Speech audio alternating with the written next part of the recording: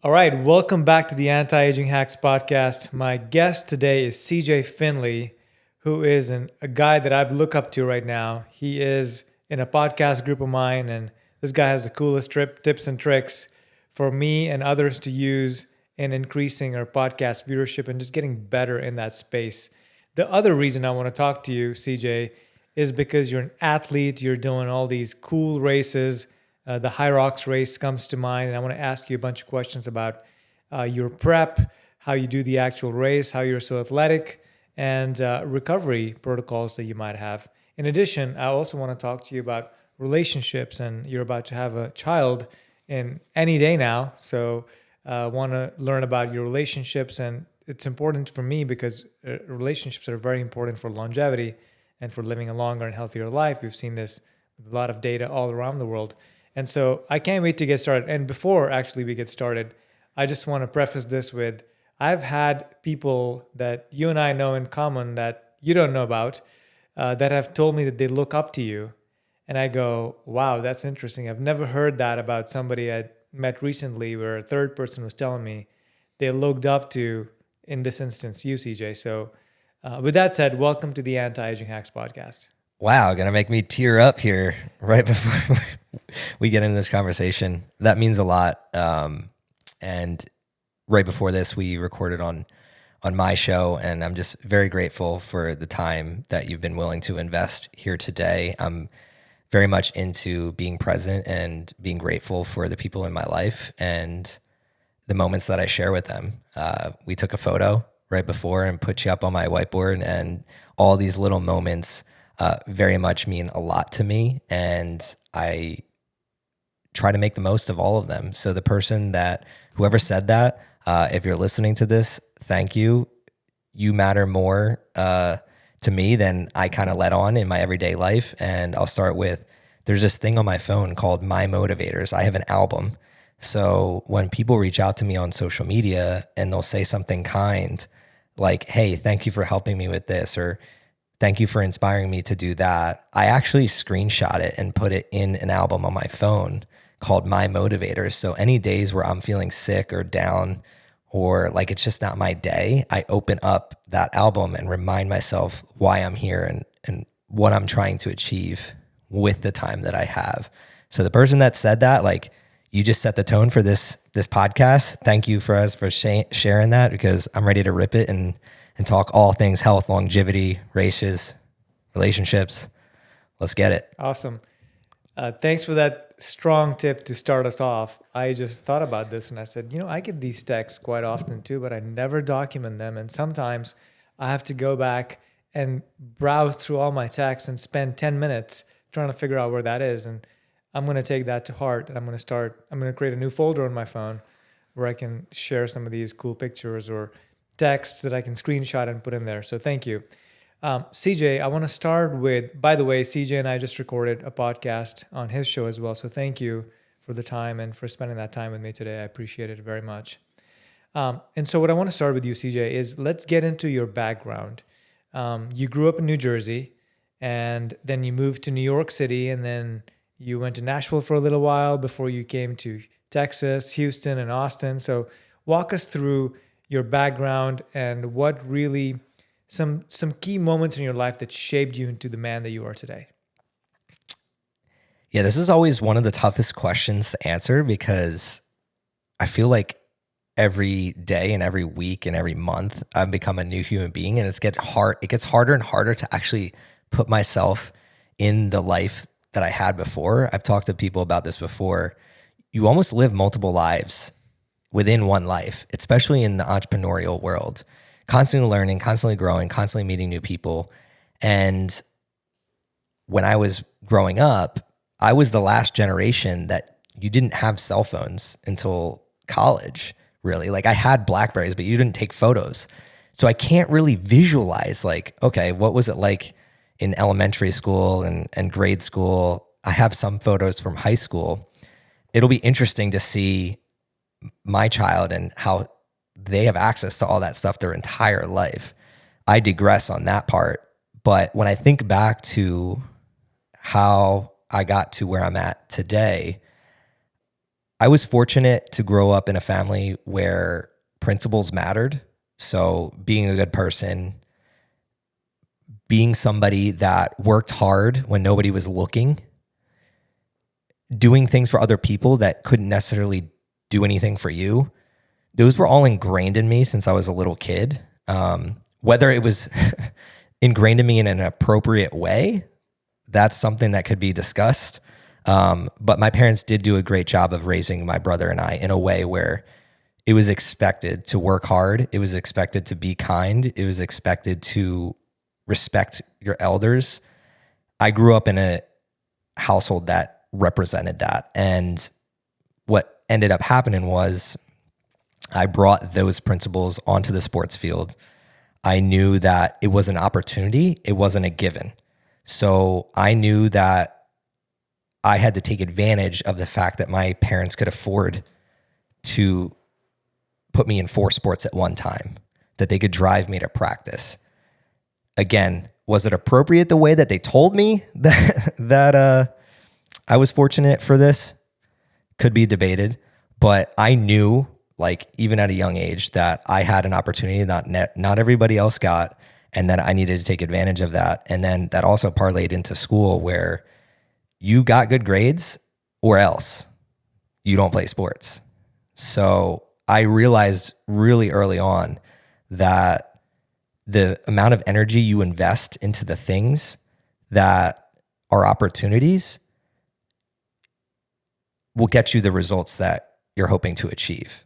And for me, and for a lot of other people out there, the results that you're hoping to achieve are get a college degree, get a good job, do whatever it takes to kind of check these boxes off in life. And I did that to the best of my ability. I was a scholar athlete, got a full ride to Rutgers University in academics. Most people would think that I got it in sports, but I got in academics. I went for industrial and systems engineering. I was in a fraternity, and I did all the damn things that you could do. Drank, partied, gave back. I tried to do a little bit of a lot.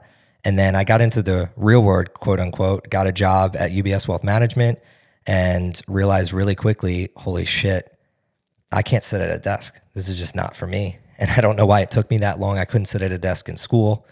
Why did I feel like I could sit at a desk for a career?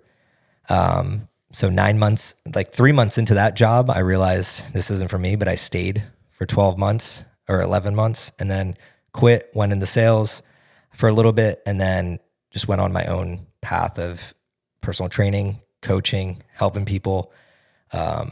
Long-winded answer of just living in a principled way to work hard and achieve things.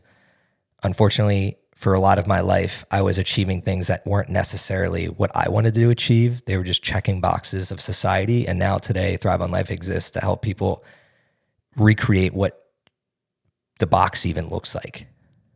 Yeah, I can totally relate with that, because our parents, our society, community puts all these boxes up in the air and says, this is what you must be. I had a choice of being either a doctor or an engineer. Those are the only 2 options I had to pursue a career, right? And so it can be so limiting in some ways. And our parents, I love my parents to death, and they want the best for us, of course. But looking back, right, it's like, okay, was that the best way? Right? It comes from, it was the best choice for them. Mm-hmm. That's the thing. Like, where my parents come from, my dad grew up in a row home environment in the outskirts of Philadelphia, sharing a bathroom with 3 other siblings. Getting out and getting a degree that was in technology and could afford you a nicer home, an opportunity, that was the way. Mm-hmm. But that was in the 70s and 80s. Right. That wasn't in the 2000s. Completely different world. And I've done a lot better job, and this relates to longevity because it's like stress and anxiety cause issues. I wanted to find more peace. And a lot of my peace has come from forgiving people for making decisions that I don't think were the right decision, but they made the best decision in the moment that they were granted. The internet didn't exist in the 90s.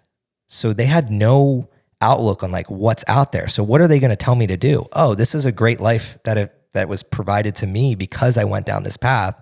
So I just started down the same path because there was no kind of like Instagram or YouTube or things to see out in the world that provided evidence to go in a different and alternative path. So the forgiving has been something I've worked on in really hard over the past 10 years after I've gone on the entrepreneurial path, because they just made the decisions that were best for them in that moment and best for me in that moment. And I can't say that if I was in the same position as them, that I wouldn't have done the same thing. I don't know. That's an alternative reality. So allowing myself the peace of like, I don't know what I would have done has actually helped strengthen my relationship, not only with my parents, but other people, because I take that forgiving attitude into the other relationships I'm in. That is a beautiful reframe. It's a beautiful reframe, because a lot of people can be mad or resent well-wishers that just didn't know any better. So if you're listening and you're mad at somebody you love, think about what CJ just said. Put them in their shoes. Were they possibly doing the best that they could for you at the moment? And looking back, it's maybe not the right thing for you now, but at that moment that you would have done the same for the other person. Yeah. Okay. I just want to end on this point. If I actually do that experiment right now, and I know my parents in that moment, they're like, I just want him to do well. Mm-hmm. That's what they're telling themselves. Yeah. That's what you really care about. Can you say, yes, my friend or my fan? Like if they're saying that, that's all that you can wish for. Now, the decision after that, whether it's right or wrong, that's not what you want to look at. You want to be like, do I know my parents well enough that they were like, I want the best for him? 100% yes. And that brought me peace. Okay, so you do the Thrive on Life podcast. You help others excel, right? So you've got a coaching business that you're doing as well, and you're helping people. Certainly in the group that we're in, you're freely dispensing advice to a lot of other entrepreneurs and other health and wellness experts, coaches, whatever may be. So tell us about why do you feel compelled to give? Why do you feel compelled to start the Thrive on Life podcast? What does that even stand for? Thrive on Life started because of death. I've said this on multiple other podcasts. There's a difference between living and being alive. I think fully living is something that's rare, and being alive is 7.7 billion people right now. How many of them are actually living a life that is fulfilling to them, though? What is that percentage?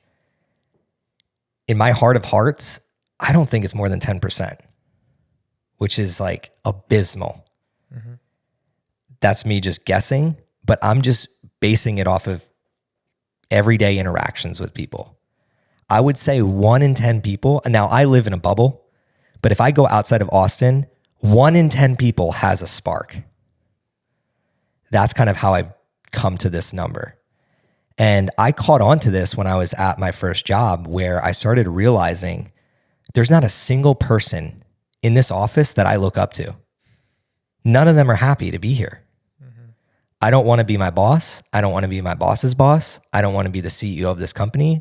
Why am I here if I don't want any of that?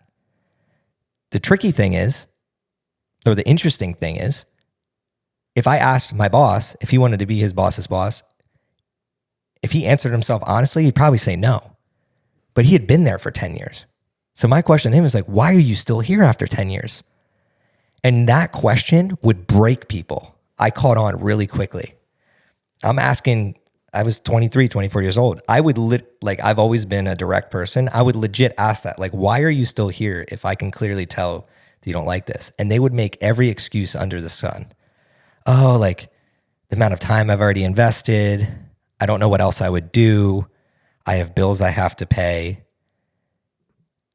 And the next question I would always ask, does that pain outweigh the pain of the alternative?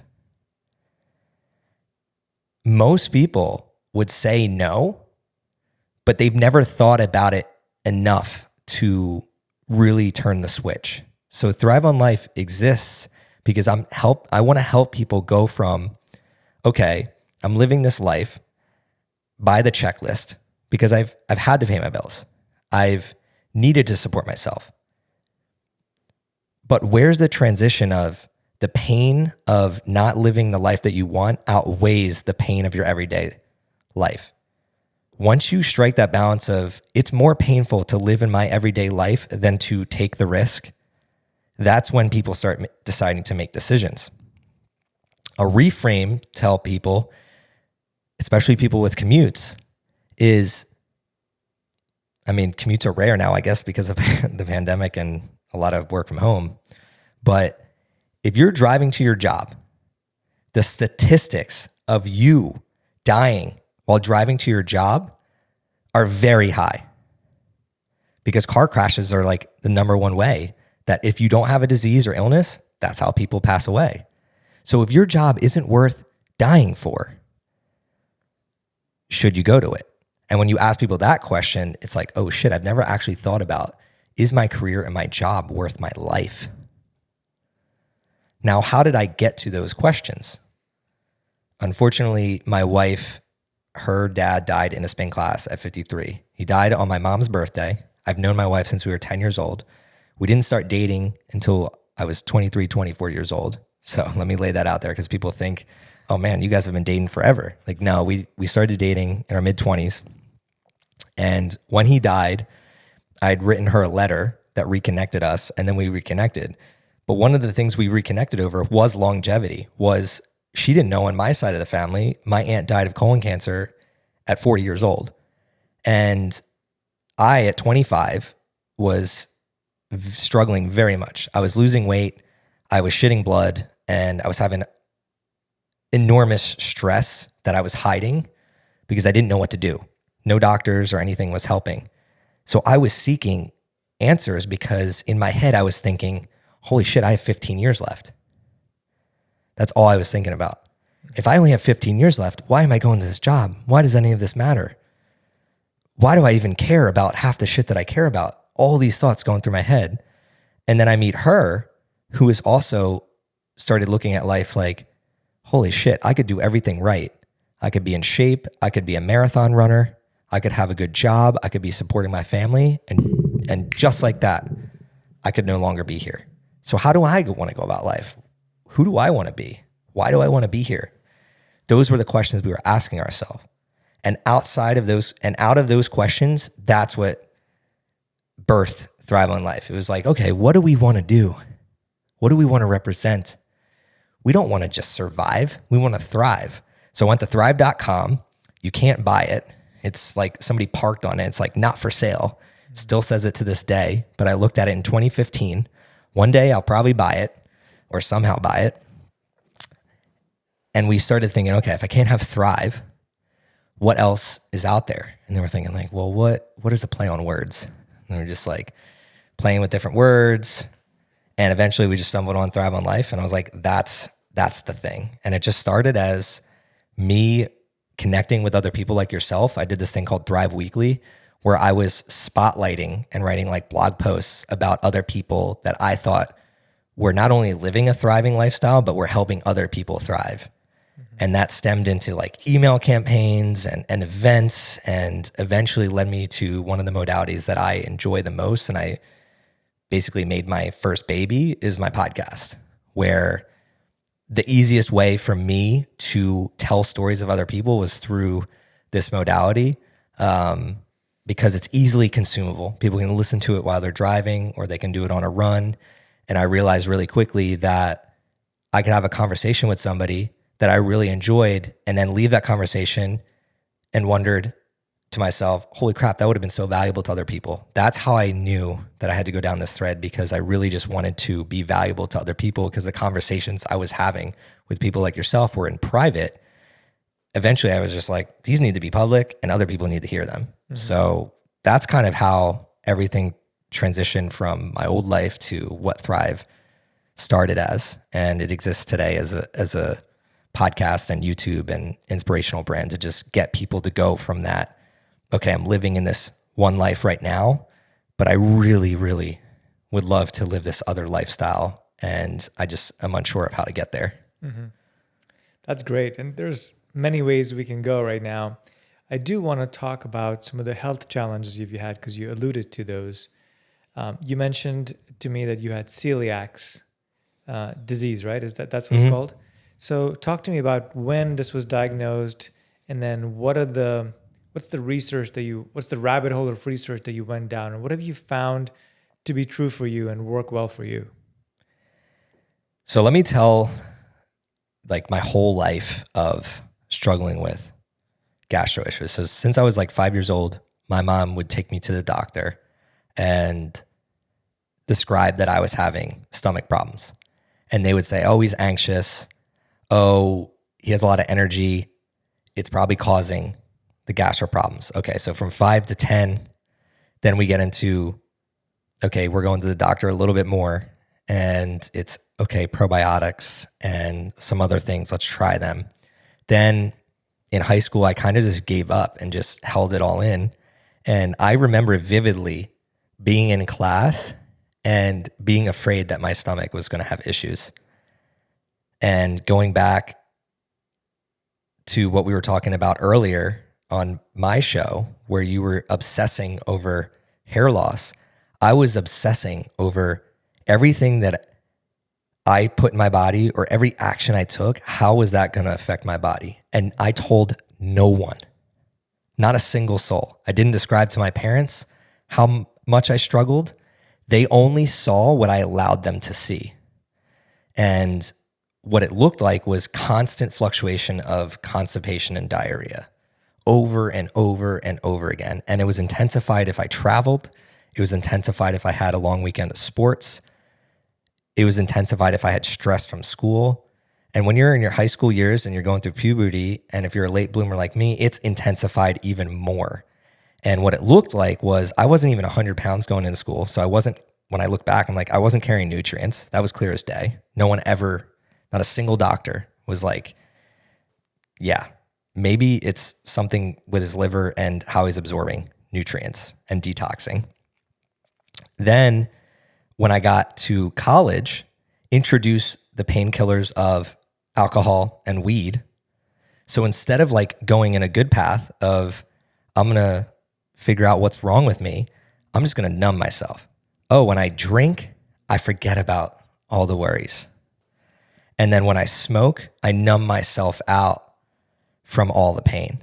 So I had this cocktail of, if I wanted to ever forget how much I was struggling, just drink.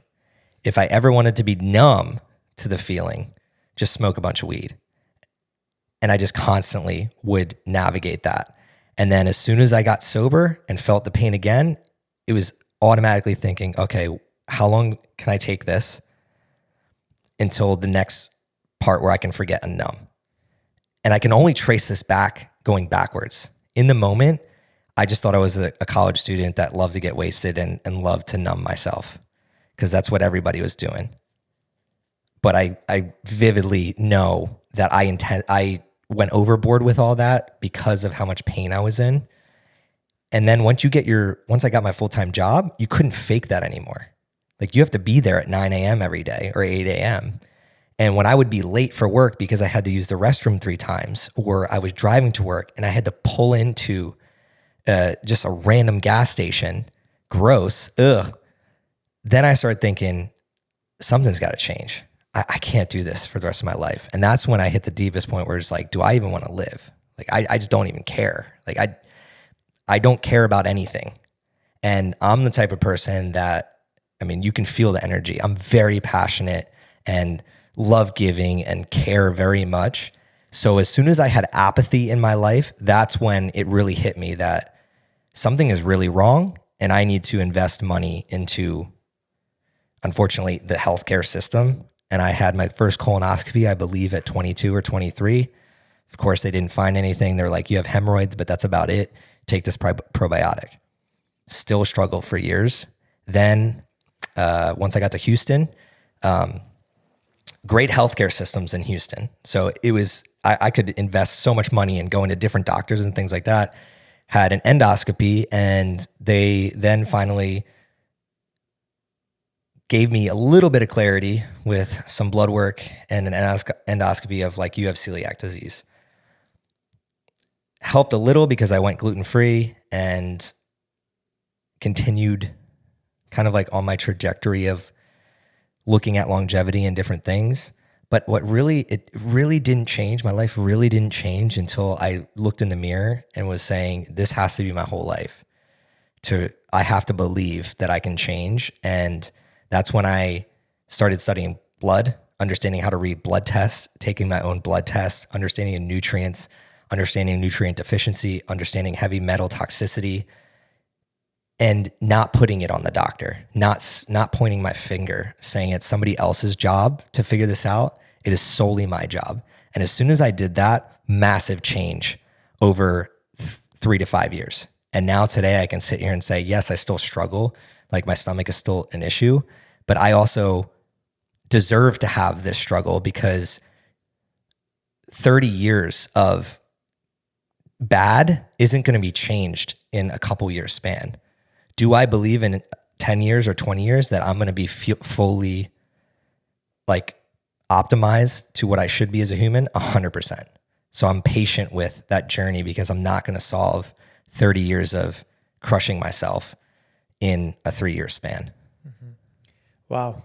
So what does your day-to-day eating, dietary habits look like, considering that you have to think about things that most people don't?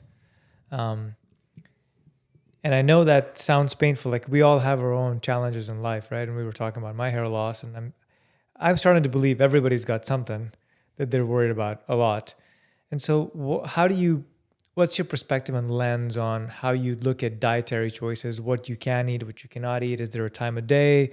Is there a time of month that's important to you? Or you could do this once a week, but not every day? How do you think about dietary choices? With a lot of things in life, I look at what not to do rather than what to do. So I look back and I reflect on data in my life. What not to do is wake up and eat processed sugar and carbs like I used to do my whole life, like cereal, toaster strudels, bagels. That didn't help me at all. So I'm going to cut that out. What not to do. I felt like shit when I drank alcohol every single time. Okay, I'm going to cut that out. I felt terrible drinking coffee.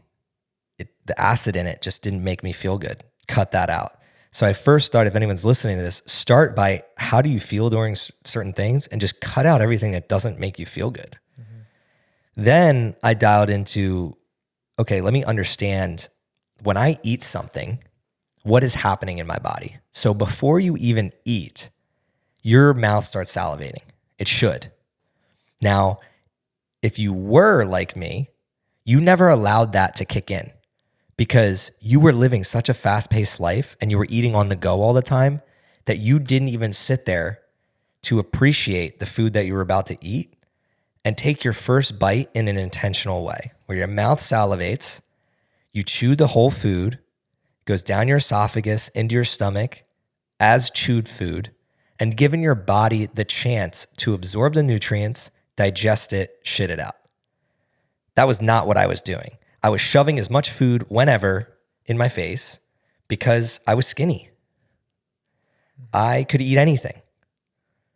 But what was it getting me? I was on the toilet 5 to 10 times a day. I was in a lot of pain. I was bloated. I literally have pictures of my stomach looking like I was pregnant. It wasn't getting me anything good. So I had to look at that and really reflect on, okay, none of this was working. I need a different way. Today, what it looks like is I started understanding that for people like myself who are constantly in our head and are constantly thinking, eating less meals a day is better for me. Because what I can do is as soon as it's time to eat, I can take a breath, start salivating, be grateful for my food, sit down, concentrate just on eating. Now, it's hard to do that 5 times a day, but if you only eat twice a day, you can do it. So I tapped into, okay, I'm the type of person that only eats twice a day now. And the reason I'm only eating twice a day is I'm constantly on the go, but I can dedicate 2 times a day to eating. And when I do eat, the next question is like, well, what do you eat? It's less about what you don't do than what you do. I always just say balanced diet of carbs, fats, proteins. And if you lift heavy and run like I do, protein heavy. Everyone's going to debate, how many fats do I eat? How many carbs do I eat? Listen to your body. Yeah, that's great. As long as you're eating, for most people, I know we get so religious about diets anymore. Like, I'm carnivore, or I'm vegan, and I'm this and that. And my perspective is that as long as you're eating whole foods, organic if you can afford it, as they're found in nature, they're going to be way, way better for you than eating pretzels or eating something that's been made in a factory and just completely gets destroyed as soon as it hits your bloodstream. It's straight sugar. If you can kill it or you can grow it, you can eat it. There we go. That's the simplest form that I live by. Anything that's packaged, I eat packaged goods every single day. Yeah. But I'm coming to you telling you, like, if you wanted to deduce down to the bare minimum, if you can kill it or you can grow it, and that's the only thing in your house, you're going to live a pretty good life. You're going to live a pretty good and healthy life for sure. Okay, so we've talked about some of the challenges you've had with celiac disease and how you've overcome that and the dietary restrictions or the times of day that you eat now. And it's interesting because that's also a longevity tactic. If you take it further, which is eating less, it also helps your digestion relax. And as you age, your digestive power gets lesser. And so there's in Ayurveda, in Indian medicine, that's traditional, like old Indian medicine, they focus a lot on digestion and keeping that fire alive, right? As you get older as well. And so I think about that, and I've started fasting more and more. Like today, I'm on a 24-hour fast. So I'm not going to eat until dinner time. And the last time I ate was at 6 p.m. yesterday. And that's just a longevity tactic, right? That I use. I'll fast, for 3 days every few months, like 3 days straight. And then once every couple of weeks or so, I'll do a 24-hour fast. Just helps cleanse the body. And so I think, eating less to me is more favorable too, because I only eat a couple times a day now. Unless I need more protein on those days, then I'll just have a quick shake or something. Okay, let's move on. I want to talk about relationships and how they're so important for living a long and healthy life. This has been proven time and time again. We were talking on your show about how women live longer because they tend to have more meaningful, more deeper relationships with their friends, with their peer system, whatever that is, and men less so. As men get older, we have lesser friends, not more. Women too, but they still keep those connections intact. You are married, happily married, and you've got a child that's almost here, which should be here any day. But you moved to Texas for a relationship, for the girl of your dreams that you're married to now. So talk to us about how that connection, how you rekindled that connection, and how do you keep the passion alive now, many years into the relationship? Loaded question there. How do you keep the passion alive? So this whole conversation is I love the topic of longevity because our relationship exists because of a focus on health and longevity. When I was living in New York, Instagram, this is in 2013 or 2014, Instagram started becoming this thing where fitness influencers started popping up. And my wife, she created an account called airinspiration.fitness. And I was in a headspace where everyone around me was so focused on their job and partying on the weekend that I was looking for outlets that wasn't that. So I was signing up for sports and intramurals. I don't know what they're called when you're intramurals is college, but like when you're co-ed sports, when you're a young professional in your local city or town. And I was seeking outlets, and I got on Instagram and I'm like scrolling Instagram and finding different people. And she created this account and I was like, holy shit, this is the girl. And I've known it my whole life. Like, it was like, she always just had this spark that I was attracted to. And now not only is she an engineer, but on her side, she's like getting after it in the gym. And I was like, I didn't even know she worked out. Like, I knew she ran half marathons and stuff, but she was like posting in, like she was inspiring me to post, but I was scared. So what started as her Instagram account eventually led me to reaching out and saying, hey, I would love to visit.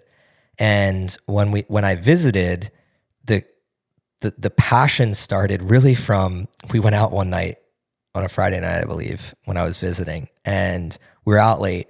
And the next morning I woke up earlier than her, started cooking breakfast, and was like, hey, do you want to go to the gym? And I still remember the look on her face where she was kind of like taken aback. Like, is this who you really are? Like, do you normally do this? Or are you doing this because it's me? And my response was like, every Saturday morning I go to the gym, even if I was out till 4 a.m. Like clockwork. It was, I'd go to the gym on Friday night before I would go drink, and then I would go to the gym Saturday morning. And that was instilled in me from when I played sports. Like every Saturday we had a game for my whole life since I was 3 years old. So weekends, always you had games. So when that didn't exist, it was like, good gym, go to the gym, even if you felt like shit. So we bonded over, wait, we are passionate about similar things. I want to be clear though, she is a very different person than me. Her mannerisms, her traits, she's a lot more introverted than me. And when I give relationship advice, you have to be passionate about similar things, but the way you go about life and who you are and how you act can be very different. That's where the balance comes. I think relationships struggle if she comes home from work and she can't have a conversation about what she does for work, and I'm not intrigued by it, there's going to be a problem in the long run. And vice versa. And in my previous relationships, I would go to the gym on a Friday night. That might have been an issue. And vice versa. Whatever they wanted to do on a Friday night, whatever they were passionate about would be an issue. Aaron also works very hard. I work very hard too. So when we work on our different things that we're working on, it's never like, hey, stop working on that. We both understand that like she needs this and I need this. How do we help each other get to that point? So it's interesting that you asked that question, because the way that we keep the passion alive is just continuing to invest in the thing that sparked our passion in the first place. And that's this common denominator of, we love to work out. We love to work our minds, reading, listening to podcasts. I can't count on how many times she comes home and she's like, I listened to this podcast.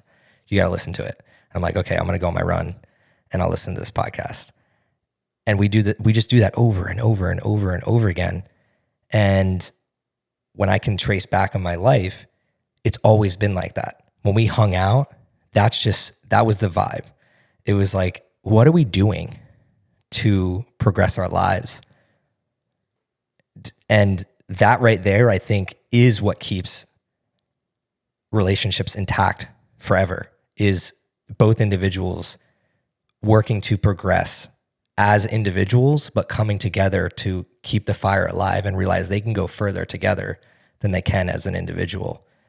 I think too many relationships are fragmented towards one person is the person that's really striving, and then the other person is too much of a supporter of that, and then they lose themselves in that. Rather, in 2023, yes, there's a give and a take. Sometimes Aaron's goals take precedence over mine and vice versa, but we never forget each other's goals, and we're always working towards helping each other maintain those goals and be passionate about what we're trying to achieve in this lifetime that we feel very blessed to be here because of some of the health issues and other things that we've struggled through. Mm-hmm. Yeah, that's great advice. It's interesting to see so many couples start to grow apart after many years together, because maybe, like you said, one partner is chasing a big dream and the other one just feels neglected because they're supposed to just either support the other partner in whatever they're doing or do something else that has no connection with the other partner. So now there's no commonality to talk about, discuss, and grow. And also the growth mindset. You both have a growth mindset. That's really cool to see. It's not that common out there. In Austin, it is, but not not everybody that I know has a growth mindset, and they're just set in their ways, and that's just how things are, and that's okay. They have a job, and they're gonna keep doing that job till till the next job. And so it's interesting to see some of the values that I could elicit from what you just said, and I think that it's good for people to note and kind of take his direction on what he's doing to keep the passion. I want to be very clear. Like, there's no right way or wrong way. I'm just one data point of relationships, and other people out there, they might be completely happy where one person is just the person going after their dreams, and then that other person is attached to their dreams. Like, that can work. All I'm saying is there's another alternative option that also works very well, because I think a lot of people fear, especially men. Like, my wife is the breadwinner right now. That makes me very happy to say. Mm-hmm. I think that there's a lot of insecure men out there that wouldn't like that. But the reality is, what's my goal? My goal is to retire her. So I'm working on things that give us the potential for me to say one day hopefully by 40, that's really my goal. I can say, you can do whatever you want with your life. Money's never going to be an issue. So I'm working on things that'll help me get there. And she's supporting that goal by being the breadwinner and focusing on that. That's a very practical way that we work together. In other relationships, it looks way different. Like, I think her and I'll be super transparent. We're very much forward thinkers and realize that, okay, she's the one having the kids. She's the one doing certain things. I don't want her to lose her career because we're having kids. I think that happens too often too. And then women get into their 40s and their 50s and they don't know who they are. And I don't want that for her. So one of the things that I've thought about is like, okay, I'm going to figure out a way where, yes, I can work towards this goal of retiring her, but maybe I have to take the load of being dad or stay at home dad a little bit more so that in her 30s, she can flourish in her career and maintain that 30s, 40s, and 50s. And I can work on myself and what I'm doing, because at the end of the day, like, her body and things are going to change when we have pregnancies, and there's going to be different stressors on her. And if her job and her work help her feel more like a badass and more like who she is, then I have to adjust and adapt to that. Now, where her and I have failed in the past is not being in line with exactly what that looks like. We can get in arguments and little tiffs where one of us isn't communicating where we're at in a given moment. I will be very clear on that. But what we're really good at is readjusting and saying, okay, something's off. Like, how do we focus on this? But I just wanted to make it very clear, like, everybody's different. It can look a different way for everyone. I just wanted to give my perspective on how we work, because I think a lot of people, like, especially men, just, it's their way or the highway, and it can be tough to adjust and adapt to that. Totally. Okay. Let's move on to the other topic I want to talk to you about, is running these competitive races, which you do with High Rocks. And I've seen there's a lot of video of you online on your Instagram account and even on YouTube talking about, your experiences running this race, the first time you showed up. And you've been an athlete your whole life. Growing up, you played sports. You were a collegiate athlete, I believe, as well. And so I have a lot of respect for that, because I was a college athlete as well. And keeping that alive in my 20s and 30s was so important to me, with intramurals or with co-ed leagues or playing kickball or soccer after work. That was so important to me in staying fit. And a lot of people, I just had this conversation earlier today, a few hours ago on a different podcast. When you look at people and you say, cool, this person looks young and vibrant, and you find out their age, and your first impression of them was that they look much younger than they are. And you go, huh. And it's almost always, for me personally, N of one, almost always when I talk to these people and I say, what do you do? And they're almost always working out. And so that's the common theme I've seen across people that look younger, is that they say, yeah, I'm in the gym. I work out. I do things. I run. I do competitive races or what have you.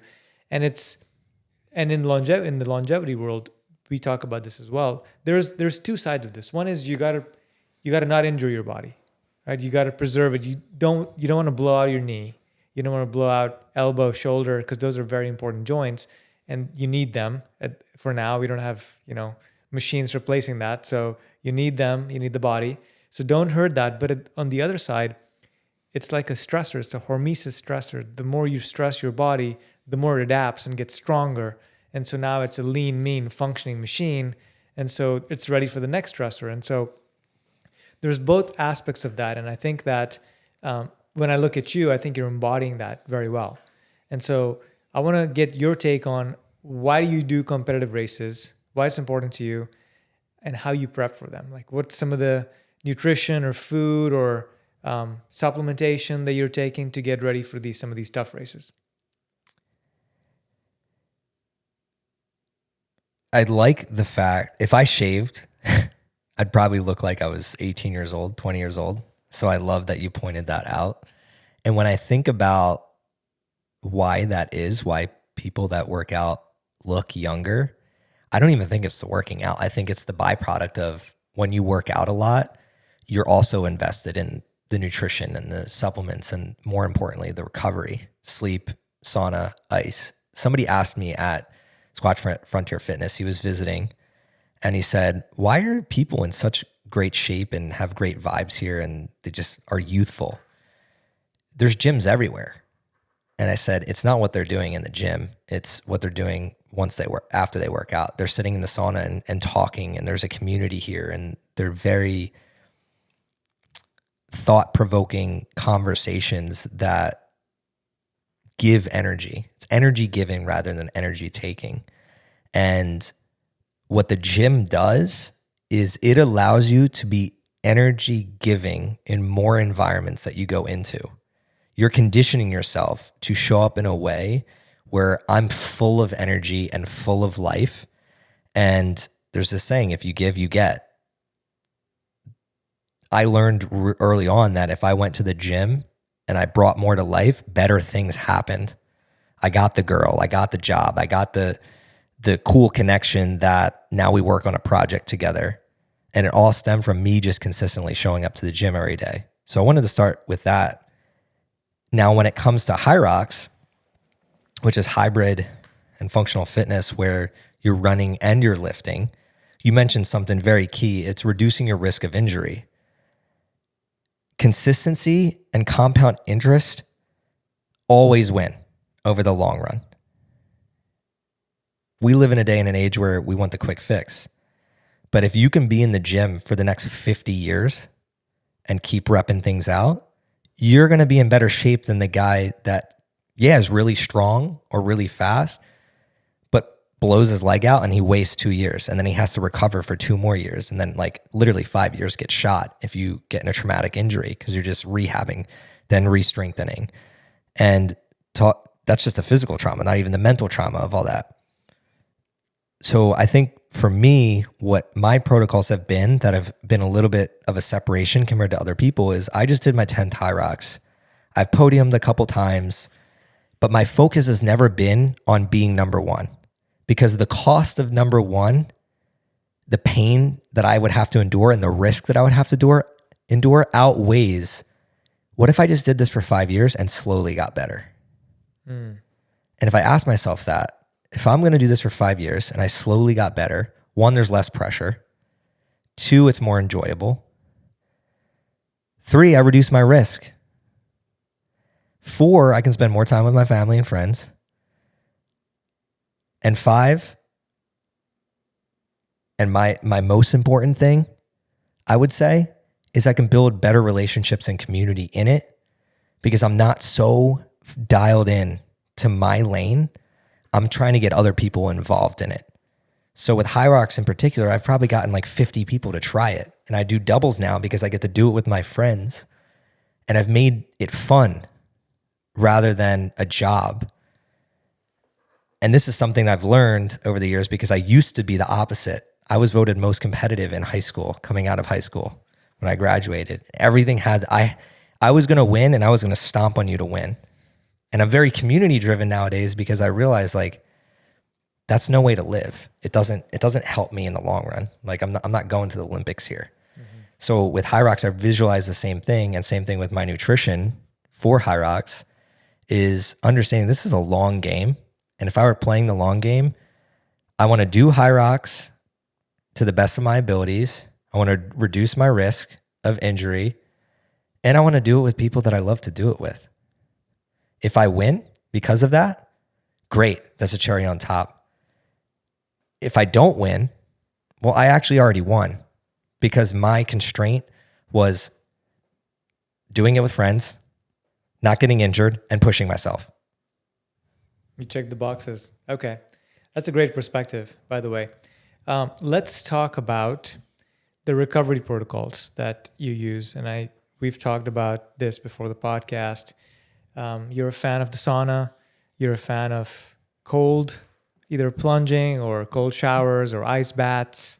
And both of those have distinct health and longevity benefits. And I'm so glad that they are getting the attention that they are.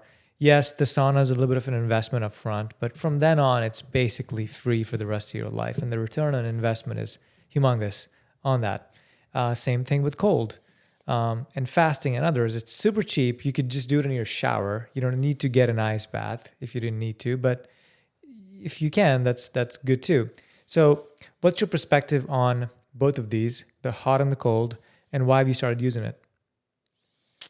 My first introduction to sauna and ice, the sauna was in my YMCA when I first started going to the gym when I was like 16 or 17 years old. And I learned about it from wrestlers who were trying to cut weight. So we would sit in the sauna and they'd be trying to cut weight. But then I caught on, like I felt better like going into my workouts after I saunaed. Now, I didn't know what I was doing back then, but what I did was I wouldn't sauna and like sit in there for half an hour. I would just like warm up my body for 5 to 10 minutes, stretch, and then go work out. That was my first introduction to sauna. First introduction to ice was in college when we would do ice baths. And what it allowed us to do was literally 3-a-days. When we first got onto campus for the fall season, to get into shape, we would be doing 3-a-day practices. And the only way we were really able and capable to get through these was in between sessions, we'd be icing and rejuvenating our bodies with food and electrolytes. Then I went like 10 years without even thinking about it. And what really ended up happening was I was looking for reduction in inflammation. That's where the ice came up. And I was doing research on heart disease and heart attacks. So Erin received blood work that said her Lp(a) was really high. And there was just research coming out that was saying that this potentially could lead to heart attacks. And her father died of a heart attack at 53. And so we're trying to prevent that. So then this one thing started popping up that the Nordic countries have some of the least amount of heart attacks in the world. And it's because that they're doing sauna every day. So I started thinking, how can this help us? Then, fortunately, we live in Austin, Texas. There's a sauna and ice bath within 5 freaking minutes of any house that you live in. I started attaching, okay, how does sauna and ice help my training? Well, sauna helps you do zone 2 training. So if you're familiar with the heart rate zone, there's zone 1, zone 2, all the way through 5. So when you're a runner, there's this maffetone method where it's like you want to be in zone 2, and that's what's actually going to help you run faster. So you don't have to run fast to run faster. You can run in zone 2. But what's even better is if you don't even have to run and you can be in zone 2, because then I don't put the miles on my legs and hurt my knees and feet and all that. So the reason I'm saying all this is I kind of pieced together how my life in totality would be better because of sauna and ice. But what I didn't realize and what I undermined in the beginning was how much of a mental and mindset shift I would have from sauna and ice. And I think this is what needs to get out there, especially for men's mental health. The best conversations I've ever had and some of the best relationships I've ever built have been in a sauna. Anybody that's been in sauna or sauna culture would validate this and say the same thing. And then with the ice, the biggest effect that I had was peace, calm, cool, and collected. I've said this on other pieces of content as well. Like sometimes my wife takes my passion and my tone as aggression, and sauna and ice have helped me dial into, okay, understanding how I can control my heart rate and how I can control what I'm feeling in my body. And sometimes I can surrender to that, because in the ice, you're going to have to surrender to just, this is not going to be fun. There's never a time I get in the ice where I'm just like, this is going to be great. And in the sauna, it's kind of the reverse of that. It's like, this is going to be great every time that I'm going to get in it. And then you got to actually pull yourself out of the sauna, because if you stay in there too long, you're going to get dehydrated. So in a holistic way, it reduces the risk of heart disease and heart attack.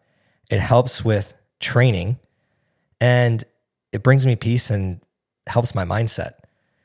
Once it checked those, that's when I was like, I got to put a sauna in my backyard, and we're actually waiting on our, I already have an ice barrel, but we're waiting on our filter and chiller system to get set up in our backyard as well, so that I just constantly have water at least 40 degrees or less, and the sauna that can rip over 200 degrees. So we can just experience those modalities. Very cool. Yeah, like I said, I love that you have both of those in place. There's also the benefits of heat shock proteins with the sauna, which help repair other proteins that are in your body. Again, proteins do all the work. So any help that you can give your proteins in your body to repair themselves is a big one. So great, really great point. I didn't go into that because I like to talk about the things I think that could help the person sitting at the corporate job or my parents.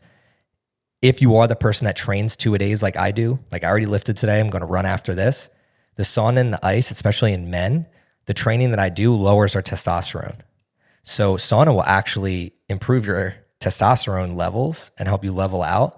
And then the ice, what it does is will reduce my inflammation and my stress, so that I'm reducing my chance of my testosterone being dropped in the first place. So you have the sauna, which is going to help me increase that hormone. And then I'm going to have the ice, which is going to help reduce the amount of impact that the stress I'm putting in my body has on the negative deficit of testosterone. Cool. Okay. We're coming up on time here. So I want to ask you a couple of final questions. Number one, where do you see yourself? You're on a mission, I can tell. You're very passionate about what you do. You're very well read. You're educated about what you're doing. You're growing. You're going somewhere. What does it look like for CJ at 52? That's 10 years from now. 20 years from now. So tell me what it looks like for you at 42 and at 52.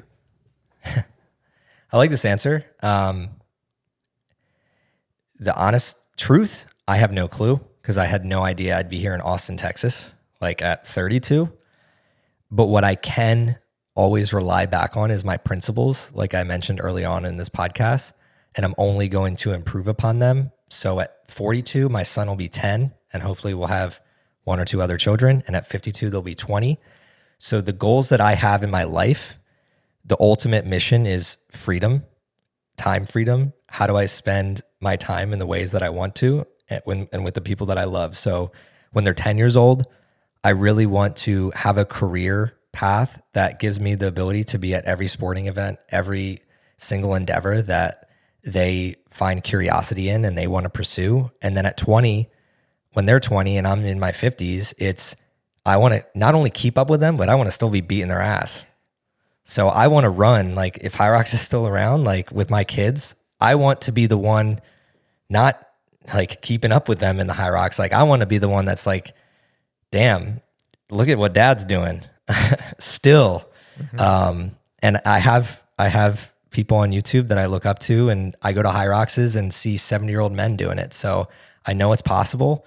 And the career stuff and all that, I think if I focus on the things that really matter, everything else shifts around that. I don't know if you've ever seen the YouTube video where they have like the jar and then the rocks and the sand, and it talks about like if you put the sand in first, you have no room for the big rocks to go in. But if you put the big rocks in and then you put the little rocks in and then you put the sand, most people are confused with what the sand is and what the big rocks are. And by watching other people and seeing like previous failures, I know what my big rocks are. It's like time freedom in my family. And then everything else, the little rocks of like my career, my podcasting, who I'm meeting, whatever. And then the sand is the little stuff that's just like the cherry on top. It's not a necessity. Allow that to fill in. And if I focus on those areas, I will figure out how to make it I'll manifest it and figure out how to bring it to life in reality. Yeah. That's a beautiful answer, CJ. Okay. Last question for you. Where can people find you? Where can they follow you? Where can they get inspired by what you're doing? Best place right now is reach out to me at CJ FInley on Instagram, and then CJ.Finley on Instagram, and then on YouTube at CJ FInley. Awesome. Yeah, he's got some great content. Check him out and follow him for sure. All right. Thanks for coming on, CJ. I appreciate this. This was a great conversation.